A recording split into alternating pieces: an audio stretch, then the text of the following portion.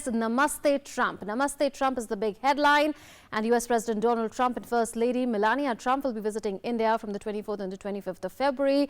That is quite official now, and the elements of the visit are also well known. The visit will have three legs: Ahmedabad, Agra as well as New Delhi. In fact, President Trump's visit will be a brief and intense, but with all essential elements of a state visit, and two additional legs, like we said, in Ahmedabad and Agra, all squeezed into less than 36 hours. President Trump and PM Modi will be jointly addressing the Namaste Trump event. President Trump will address the Namaste Trump event jointly with Prime Minister Modi at the newly built Motera Cricket Stadium in Ahmedabad. It will be similar to the landmark Howdy Modi event that was hosted by the Indian American community in Houston last September. Besides that, India's show to showcase India's diversity and culture via 28 stages that will show different parts of India. Glimpses from Bapu's life will also be on display on President Trump's route, exhibition of India's rich and diverse culture and heritage from the airport to the stadium. The route of their travel to the stadium is expected to have tens of thousands of ordinary citizens of India as well as artists showcasing the performing art from different states and union territories of India. President and the First Lady will spend time at the Taj Mahal as well. After the Namaste Trump event, Donald Trump and the First Lady will visit Agra, where they would spend about an hour at the Taj Mahal before sunset. President Trump will then depart for Delhi. President Trump will be accorded a ceremonial reception at the Rashtrapati Bhavan on the 25th of February. 25th of February is the main day of engagement, remember.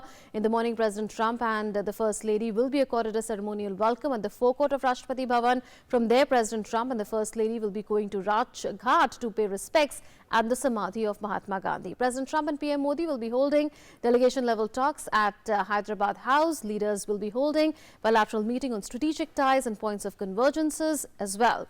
Discussions on areas of mutual interest at national and international level.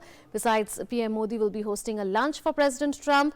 They would also exchange views on regional and global issues of shared interest. Prime Minister would host a lunch for President Trump following the talks.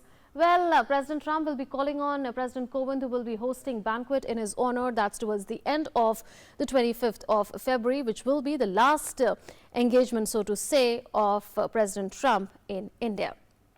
Besides that, President Trump will be participating in a private roundtable with industry representatives as well. Let's take a look at various sectors and the kind of cooperation that is there already insofar as various sectors are concerned, and the kind of expectations that are there from various sectors as far as this visit is concerned. Defense sector first. June 2016, US recognized India as a major defense partner, which is the kind of categorization that US gives only to very close allies. Focuses on co-development and co-production of defense equipment under DTTI, which is Defense Trade and Technology Initiative, under which there is focus on co-development of 7 projects. 3 foundation agreements have already been signed with only Beka left. In fact, this is something which is the kind of treatment that US reserves for its very close military allies. India-US defense ties. September 2018, 2+2 dialogue between defense and foreign ministers started. The last such dialogue took place in December last year. Now, reports suggest that the cabinet has given its approval to 24 MH-60 Romeo multi-mission helicopters for the Navy. This will help in surveillance operations and anti-submarine operations as well. 6 AH-64E Apache attack choppers for the Army. This would be part of an existing order which has already been placed. Besides that, let's take a look at the counter-terrorism cooperation now. March 2019, the last meeting of the Joint Working Group on Counter-Terrorism in Washington took place. Over the past several years, we are now seeing an intense cooperation and activity insofar as counter-terrorism cooperation is concerned. Designations dialogue initiated between India and the United States with focus on designating terrorist entities as well as terrorists, many of whom are based in Pakistan. India-US civil nuclear cooperation 2008, the bilateral civil nuclear deal was signed, and that was, of course, a landmark deal. Westinghouse is in talks with NPCIL. This is the kind of information that we got from the Ministry of External Affairs today. 6 AP1000 reactors to be set up at Kovada in Andhra Pradesh, and that is something where we expect forward movement this time around. On Indo-Pacific cooperation, India and the US have agreed to work for free and open Indo-Pacific region. So that has been reiterated several times by both the Indian as well as the United States side. India, US, Australia and Japan have given shape to a quad that was long pending and has finally taken shape.